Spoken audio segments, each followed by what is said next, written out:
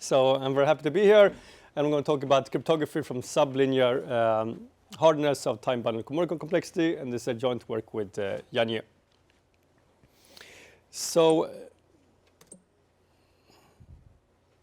luckily, Han-Lin has already introduced the notion of one-way functions and also some concepts in Kolmogorov complexity, so I'm going to go over them very fast.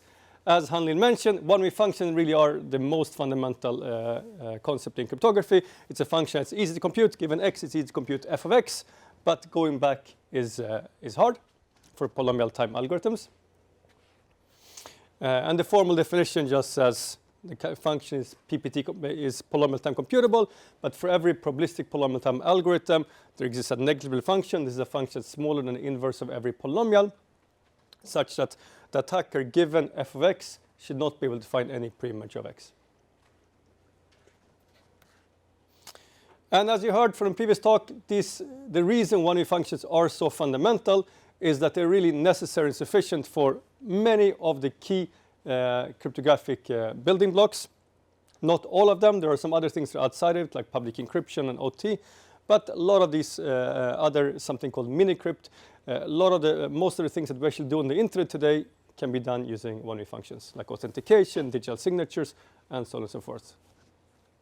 Actually, zero knowledge is somewhere kind of in between. One-way functions imply zero knowledge, but zero knowledge is actually not known to imply one-way functions necessarily. Okay, so as you heard, a few years ago we had a paper providing a complexity theoretic characterization of one-way functions in terms of Kolmogorov complexity. So roughly speaking, what this result said was that one-way functions exist if and only if this time-bounded Kolmogorov complexity problem is mildly hard on average. This is what Han-Lin called bounded error hard. It just means that over a randomly sampled instance, the probability that you can solve this problem should be small. Now, the way we originally wrote the paper was in terms of a computational version of a Kolmogorov complexity. So the task was, given x, find the Kolmogorov complexity of x. But you can also think of it as a decisional problem. Okay? And if it's a decisional problem, you have to decide what the threshold is. So either the threshold is part of the instance, or you can also explicitly write out what the threshold is. Okay, so in the original paper, we viewed it as being part of the instance, and also over a random threshold, so random instance, random threshold. But in this work, I'm going to focus on actually the threshold. That's going to matter. And really, if you go into the first paper there was one particular threshold that was needed. Okay, it was for a random threshold, but the threshold that we cared about actually was a pretty high threshold, being n minus c log n. Okay, so deciding whether the Kolmogorov complexity is more than n minus c log n or less than n minus c log n. And that was the problem that actually characterized one-way functions. Okay, so mktp, I'm going to denote that the set of strings with t-bundled Kolmogorov complexity at most the threshold. Okay, yeah. Is the big O there, who gets to choose the C? So it was for a particular C. Okay, I'm going to clarify this a lot more later on. Okay. So what we're going to look at today is actually this question of, this looks kind of bizarre. Why this? Okay, it made sense when you talk about the random threshold because it's going to hit this with pretty good probability. So average case hardness with respect to a random one, if you hit this one. But now I'm going to look at the more parameterized question of what happens when a threshold is something else. Like, does the problem become easier, harder? What happens? Okay, and just like to give you a spoiler, interesting things will happen. Actually, surprisingly, it's going to be the case that when the threshold is very small, the problem is going to be a lot harder. In fact, it's going to characterize not just one-way functions, but also sub-exponentially secure one-way functions. And curiously, it's going to suffice to actually get hardness against sublinear time attackers. So if this problem with a small threshold is hard against sublinear time attackers, that's equivalent to very, very strong one-way functions.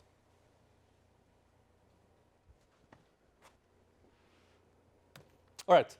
But before going, towards that, let me introduce a little bit more closely the notion of time-bounded Kolmogorov complexity we're going to study, and the notion of average case hardness we're going to require.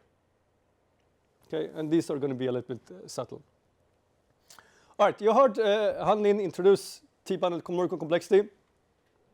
I'm going to look at the particular form of T-bounded Kolmogorov complexity, which is the following, which is very similar to the MCSP problem.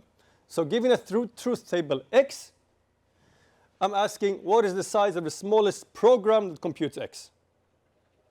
If by program you mean circuits, you get the MCSP problem. And if by program you mean time-bounded Turing machines that run in time t of n, then you get the Kolmogorov complexity problem, or the time-bounded Kolmogorov complexity problem. Now, there are many different ways, many different variants of this problem. In the original paper, we considered the kind of the simplest version where we're asking the problem to actually print the whole thing. Okay? There's another version which is more similar to the MCSP, where I'm asking you to locally compute it, or local compression. So given an index I, I'm asking you to compute the ith bit of X. Okay? This is how Eric defined KT with a big T, and that's what we heard the previous talk about. And that's the type of notion we're going to consider here too. Okay? So even though the original paper didn't do it, define it in terms of the printing version, the same analysis works also for this local compression version. Okay?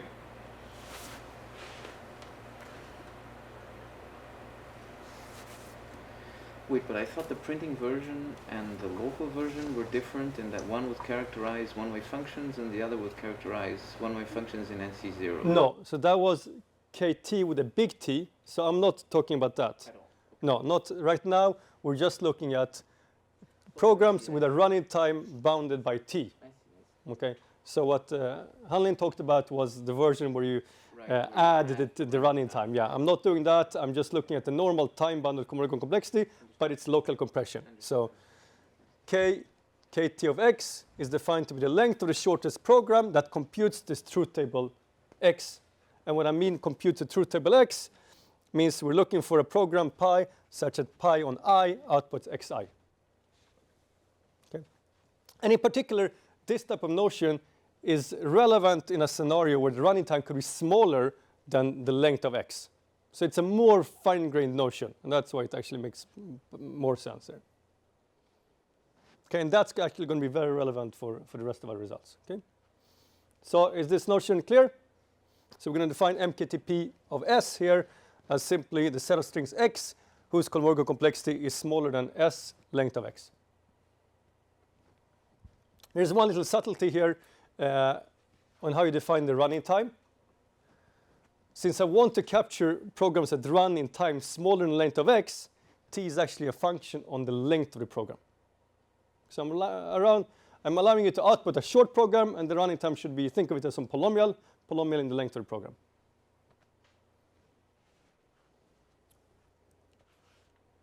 Okay, and now we can restate again what we said before. That's what the original characterization said. And now we can say very concretely the question we're interested in. What happens when the threshold is small? In particular, what happens when the threshold is polylog n, much smaller? Okay, and is polylog harder than this? Well, I already spoiled it. It is, right? So the main theorem that we show is the following. For the right notion, here I'm more humble here, but orally I can say what I think is the right notion of average case hardness. It is the case that sub-exponentially secure one-way functions, so these are one-way functions that are secure, hard to invert even for sub-exponential time algorithms, are equivalent to mild average case hardness of MKTP when the threshold is polylog n. Okay. But curiously, actually, you don't need this to be hard for polynomial time algorithms. It suffices to have hardness for sublinear time algorithms. So this is algorithms running time n to the epsilon for some epsilon. So square root n.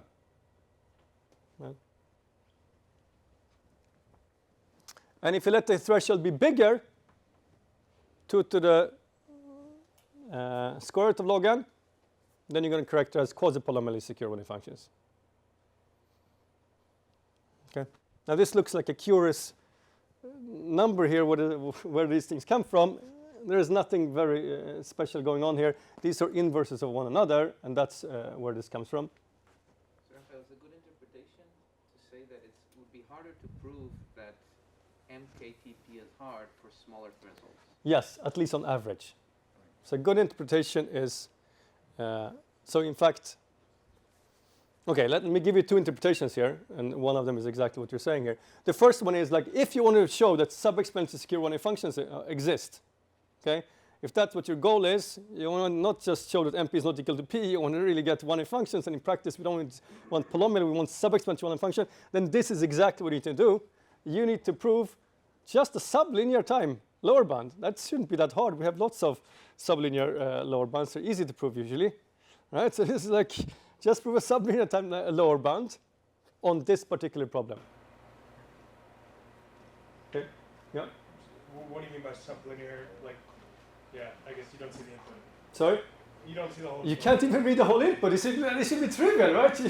You just need to show that this is hard to do, even if you don't even have time to read the whole input.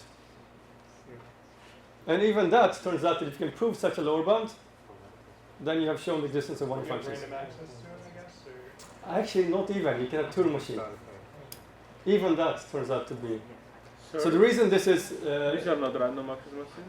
not even just Turing machine. So just to clarify, so this T is a small polynomial, is that? T is a polynomial, yeah. Okay. Any polynomial, yeah. Sorry, thank you. It's missing from the slide. Yeah, any polynomial that's sufficiently more than 1 point, same thing as before. Do you have any promise in the input? No, it's a random input, yeah. So the next thing here is, and this is really what we felt is the most curious thing here. It's kind of like this MKTP problem like was constructed in order to study one functions. It's kind of crazy how like this threshold here really captures quantitatively the hardness of one functions. Like you slide this threshold, and the more you slide it to the left, you get a stronger one functions. So hardness of this problem is like corresponds to the quantitative hardness of one functions. So when threshold is small, you get super strong one function. When threshold is big, you get normal one functions.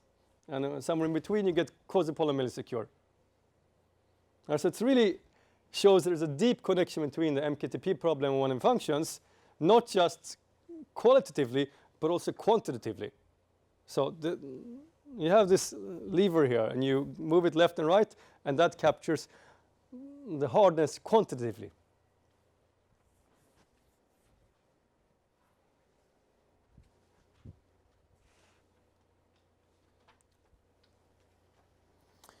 So in the paper, I'm not going to discuss it here. In the paper, we actually proved that you can prove unconditionally various lower bounds that seem to get super close to proving these things.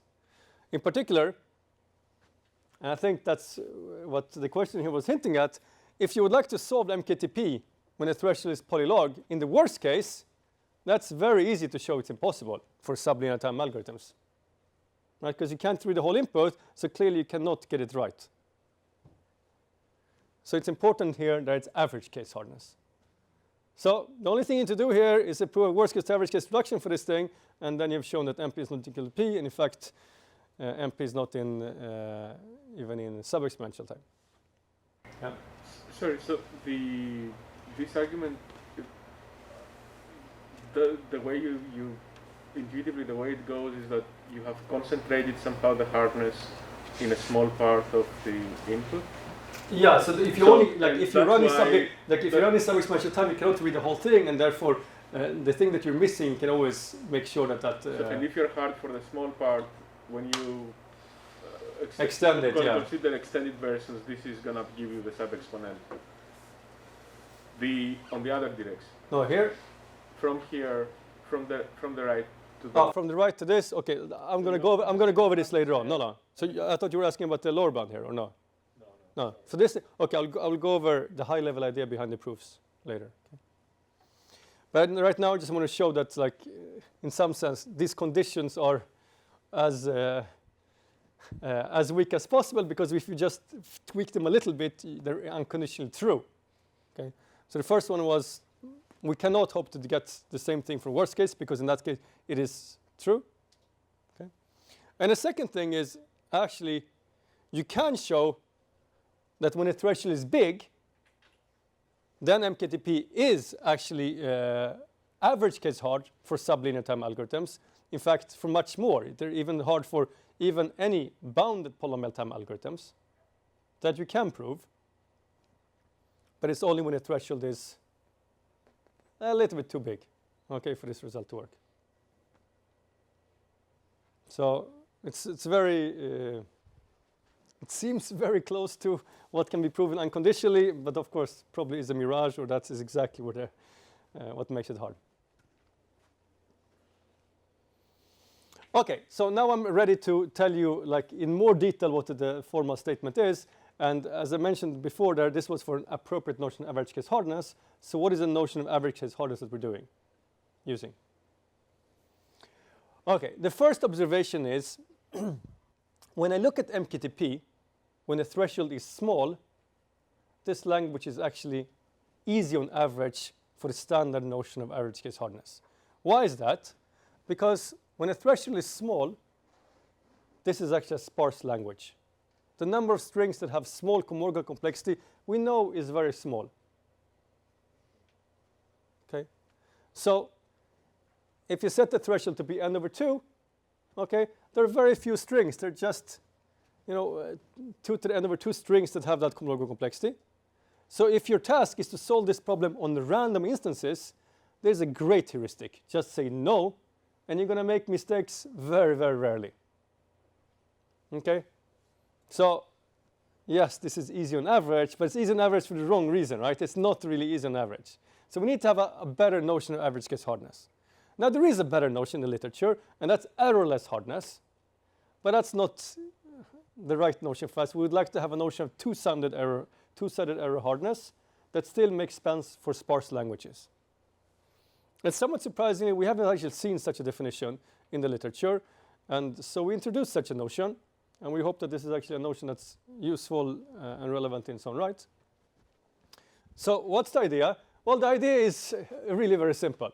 If the language is sparse, I shouldn't just require hardness over random instances. But let's say I want to require hardness conditional on yes and conditional on no. So if it's sparse, it doesn't matter, because I'm going to condition a sparse set. Okay? So I want to say for every algorithm A, it should, won't succeed condition yes or no. So let it admit in more detail. We say that H is now a heuristic star for a language L. If H succeeds with high probability, conditional on the instance being true, and condition on the instance being false. Okay? So I'm going to succeed with a high fraction of yes instances and a high fraction of no instances. That's basically the notion. Okay? Or that is the notion. There is one little subtlety we need to also think about here. What does it mean to say for a high fraction or for a mu fraction?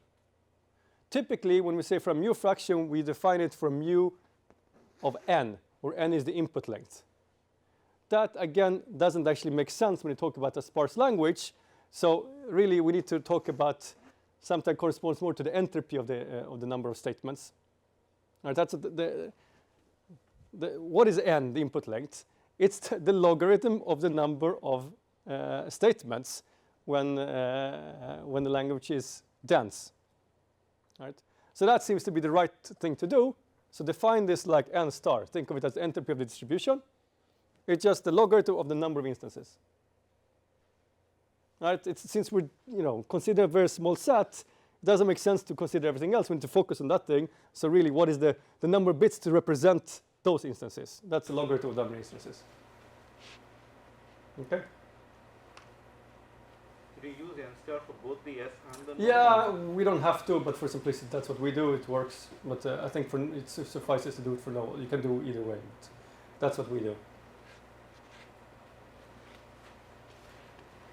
Okay, and now when we know what a heuristic is, we can now define average case hardness exactly as before to say that there is so MKTP is mildly hard on average or hard on average star if there exists some polynomial such that there is no 1 over p heuristic. Okay, so there's nobody who does it with 1 minus 1 over p for all polynomials. That's what it means to be hard on average. There is some polynomial that bounds the probability. Any questions? Yes. So, so what are the S instances here? The S is the Yes complexity instances that's are most the MKTP that's smaller than S. and the no instances is at least S. Yeah. But then the size of L is just basically all strings. L is No, L is the yes instances. Oh. The number of strings that are smaller than, oh, and that is what's very I sparse see, for I see, MKTP, I see. right? It's not, so that's why it worked. In the original paper, we consider n minus log n, which is very dense. So that's why it worked, to make the notion made sense then. But when you make the threshold smaller, then that notion, it's not hard on average, right? It's just plain not. But so the right notion is like just you need to do hardness on both yes and no. And now we're ready for the actual theorem. So the theorem is going to say take any nice class of time bounds, okay, where nice means that it's closed on the polynomial composition. In that case, we're saying T hard 1D functions exist if and only if MKTP were for T inverse is hard on average with respect to sublinear tunnel algorithms. And it's equivalent to a very big threshold with respect to T time algorithms. So basically, the equivalence of these two things, say the informal statement I said before, when the threshold is small, that's equivalent to the hardness of when the threshold is big with respect to much bigger algorithms. And turns out to be equivalent to actually 1A functions. And that gives you these two corollaries that we mentioned before. Okay, I should mention one thing here. Like, of these two things, you see quasi-polynomial sub-exponential. Why didn't I write exponential? So this is a question Rahul asked me 2 years ago when I gave a presentation about the first paper. We still don't have a characterization of exponential.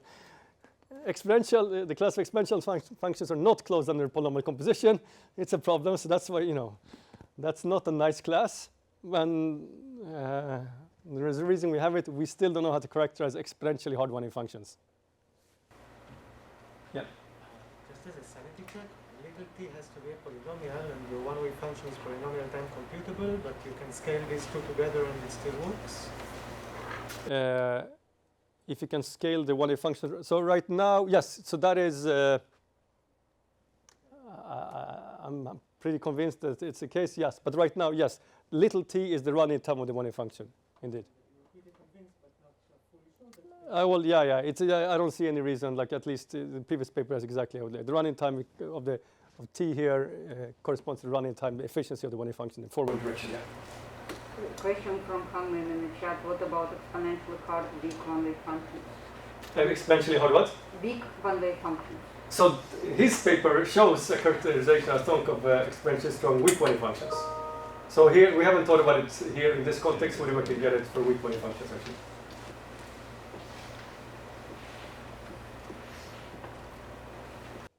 Okay, so in terms of related work, so our work here follows this beautiful thread of work by Oliveira and Santanaman on hardness magnification. So these are a class of works that show that actually very weak lower bands against weak classes of attackers can be used to get very strong lower bands against strong type of attackers. So this is very similar to what we're doing.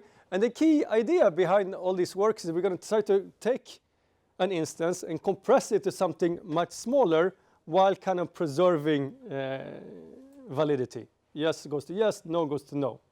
If so, the idea is that we can then run this like very powerful attacker on a small instance, and that's still going to just give me a very small running time on the original instance. So if I can take an instance and compress it, and so that's also what we're going to be doing. So our work is very much inspired by this threaded work. The difference here is, of course, that we do it for one-way functions as opposed to these just these complexity problems. There's also a very nice line of work that tries to use fine-grained hardness assumptions to get one-way functions. So instead of one-way functions or functions that are hard to invert for every polynomial, so fine-grained assumptions say I'm going to require hardness of a problem against some fixed a priori bounded polynomial running time. Unfortunately, they only actually get a fine-grained notion of one-way functions from those things. So in contrast, what we show is from sublinear lower bounds, we can actually get not just polynomially hard, but actually even much stronger, super polynomially hard, even sub-exponentially hard. So we kind of, and this is because we use hardness magnification ideas. Okay, how much time do I have? You could end soon. It depends on how long people. How long do you want to? I can do 5 more minutes, 2 more minutes. What? I can try to go into some detail or something. What do you guys feel like? Some detail? Okay, let me know like how many 3 minutes before I should end, and I will do that. Okay. All right. So there are 2 theorems. You know, here there were 3 things we proved equivalence between, and I can give you a high-level overview of how we go from equivalence between these 2 things. Okay. And so the first theorem is to say that when this is mildly hard on average with respect to sublinear time algorithms, then we get T-secure one-way functions. Now, you have seen here this NU everywhere that I haven't really mentioned. Okay, NU means non-uniform. So we want, what we're going to assume here is hardness against algorithms that get some non-uniform advice. In fact, this is the notion that cryptographers actually like. We like to get one-way functions that are secure against non-uniform polynomial time algorithms. Okay. This result, the first direction, actually doesn't need it. If you assume the MKTP is mildly hard on average with respect to the sublinear time algorithms, we get just T hard uniform one-way functions. But the other direction actually requires non-uniformity. It's super annoying.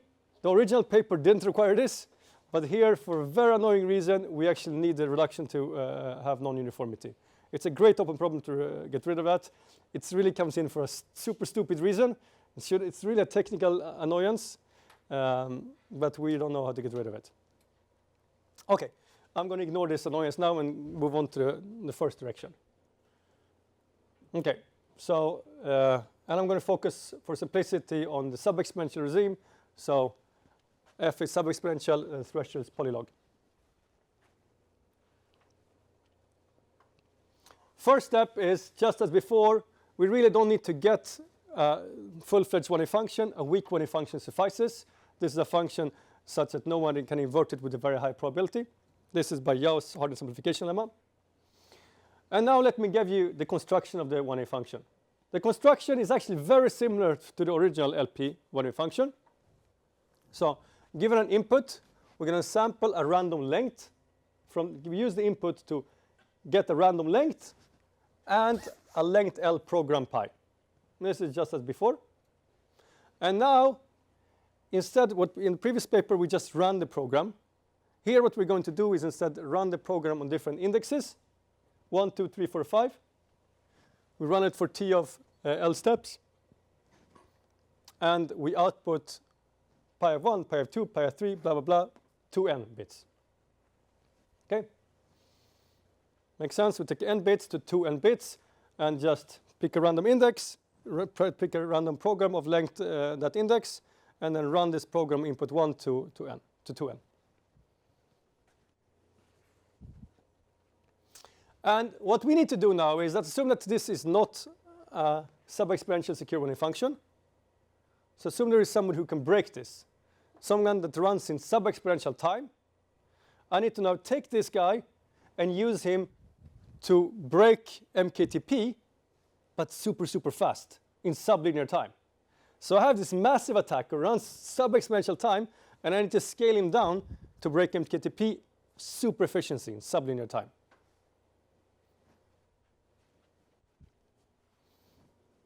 And so in more detail, I'm given now an instance X, and I need to decide whether this instance has very small Kolmogorov complexity or very big Kolmogorov complexity. So, and I don't even have time to read the whole thing. So how can I do it? And I have this attacker that runs in sub-exponential time. Well, clearly, I cannot run the attacker on this whole thing because it's going to run sub-exponential time. The only thing I can do is to run the attacker on some part of it. Which part? So in the previous approach to hardness modification, they picked random bits. For us, actually, something even simpler works. Truncation. Cut it off. Take the first 2 SFM bits, okay, and run the attacker on this. Okay? Now, I don't know how much time you have. I have a little bit of analysis on this, but probably you're too tired for that at this point. But actually doing this works. It shouldn't work for many different reasons, because this has completely the wrong distribution. But one can actually show that actually whenever this is a yes instance, I'm going to get here, well, if this is a yes instance, then this is also going to be a yes instance. That's for sure. But it's not clear that this attacker is going to work on this yes instance, because this has completely the wrong distribution. So one can still argue that the distribution is sufficiently close for it to work. Do you use a hybrid argument to prove them? No, we don't use a hybrid argument, because hybrid arguments work with statistical distance. This is a bad notion because they're very far in statistical distance. In what distance are they close? They're close actually in some distance, something like relative distance. And that turns out to be good enough. Cool. Okay. So I'm not going to go over that. That is the there are some problems, some observations. Okay. Let me go over the no instance, because that's very easy. The no instance case is the easy, and it's also kind of, when I have a no instance here, when I truncate it, I might not get a no instance anymore. A no instance, right, is something that has large Kolmogorov complexity, but when I truncate it, maybe that's small. So this is why in the previous vein of work, they did random sampling. This doesn't, like, truncation is bad. However, for us, actually, it's fine, because we're looking at it on average. And on average, a random instance, a random no instance, is actually, here you have a hybrid argument, is statistically close to the uniform. And uniform truncated is uniform. And uniform here actually is a no instance with very high probability. So here you can actually, this direction is actually very easy, and that direction is, yeah. Okay, so that is a very, very high level of the first direction. The second direction is the one that's much more complicated. If you're familiar with the original paper, in the original paper we relied on this notion of a conditional entropy preserving PRG. Okay. Here, since we're considering a threshold that's much smaller, we need to have an entropy preserving PRG that stretches a lot more. So in the original work we had very small stretch, was a log n bit of stretch. And that's what you constructed there for any functions. And in this, here we need to have a much larger stretch. That's much more complicated to get. And so probably the central technical contribution here is actually getting a conditional entropy preserving PRG with large stretch. And since I'm running out of time, I'm not going to even go into the details of that construction. But if you're interested, that's really the cool thing in the paper. The construction actually isn't so hard, but analysis is a lot more cool. And let me just point out this non-uniformity. So the non-uniformity comes from the step that was actually the easiest in LP. And it should be easy here too. And it is easy. It's just that we get stuck on something very annoying. Okay, and it's actually saying that if you have a conditional entropy preserving PG with large stretch, then MKTP is hard on average. Okay, that step, which is this tedious step, actually requires non-uniformity.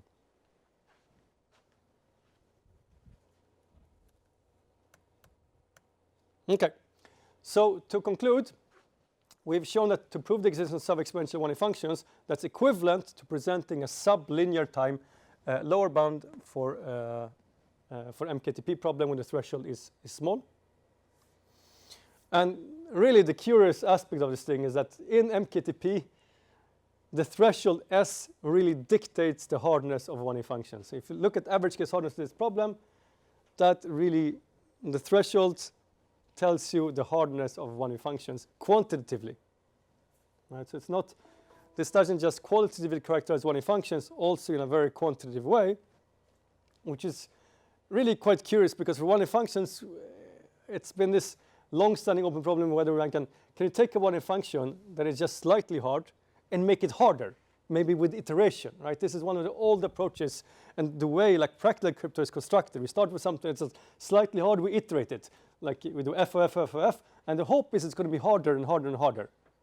But nobody's managed to prove any such type of result. So here it shows, well, we don't get hardness amplification in that sense, but at least it shows this MKTP problem tells you exactly the hardness of 1A functions. And maybe that gives some hope that there is maybe some non-black box way of actually proving such a hardness amplification for time result also. Finally, this notion of a conditional entropy preserved PG with large stretch, that's really the technical tool that we use. I didn't have time to go into the construction of that.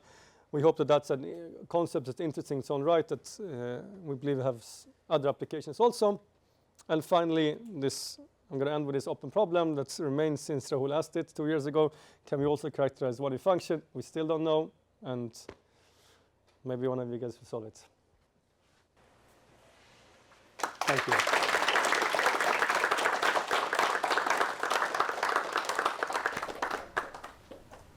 Anybody have questions?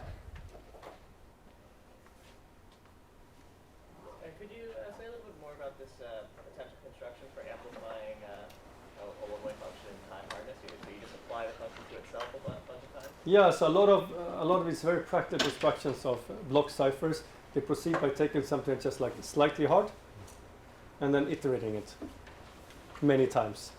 And that is kind of why, take some, slightly wrong conjecture could be take anything that's just not linear or not linear enough, iterate it, and that will be become hard. I see. And I guess it's like a function from n bits to n bits or something like Yeah. AES like that. AES is like that, yeah. All these practical constructions proceed in this way. And the idea is that the more you iterate it, the harder it is, but we don't have any tools, and you can probably show kind of black box separations. You cannot kind of get hardness magnification in this way, but maybe it means that we can actually do it using non-black box techniques somehow. When you're doing this iteration, again by analogy with special effort, is there a qualitative jump at some point, or does it grow smoothly? Because it's not clear, right? So there is some nice recent work that's trying to formalize this in some idealized models. I haven't followed completely, it's very recent stuff, but I don't think there is any, there is no very super clean conjecture under which it even that explains why hardness goes up. Yeah. Can you say a little bit about your thoughts on this exponential one-way function thing? It must be true. Like the key reason here that this doesn't work for exponential one-way function is that we use Yao's hardness amplification. We only get a weak one-way function, and then you use Yao, which requires using repetition. Using repetition kills exponential hardness. When you say exponential, you mean 2 to the n over log n, right? 2 to the c log n for some c. 2 to the n over 2. I thought. Yeah. No, not even like c, not even that strong. I'm good at even 2 to the n over 2. So do you mean if we can derandomize Yao's amplification, then no, derandomization is not good enough. I think we can derandomize Yao, but that is not enough because you still have to do the repetition. Oh, by determination, I mean you generate many repetition from a single seed. Yeah, but the reduction is still going to use them. So I think you're still going to use the. You have to use independent parts, right? This what. Yeah. You have to use independent parts of the input. Yeah, you're going to still have to. You're going to still compute it on many different. You're still going to compute it, even if it's derandomized. You're still going to. The output is going to be much longer. Maybe you can use expanders to make it a little better. Yeah. But not. Indeed, so it's known how to do this for permutations and for regular one functions, but not for arbitrary one functions. So that's actually a very interesting question in its own right. Can you do hardness modification for normal one functions without damaging security? Let's call that the end. Thank you.